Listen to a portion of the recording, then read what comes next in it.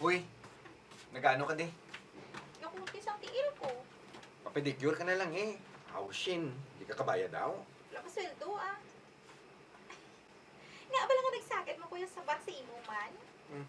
Pareho lang ka mo nilito. Abi no, gay na ka mo palapit sa akon ha. Kay may nobyo na ko. Nobyo pa lang gani. Do piho ka na. Imunan ba lang nobyo ko? Kag hindi ako luya, gamay ihambal siya sa akon. Kung kasado na kamo eh. Amo lang pagpalayo namon sa imo.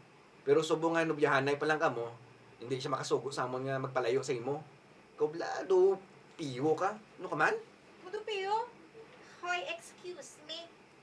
Kami na ang madayunay ni Cedric, no? Kay madli in love sa akon ang lalaki nga to. Subong lang ina. Pero kung mag-asawahay na kamo, maliwat ng patasan sa to. Nga daan, nga panulo ko sa kay Cedric nga to, dumamas boy.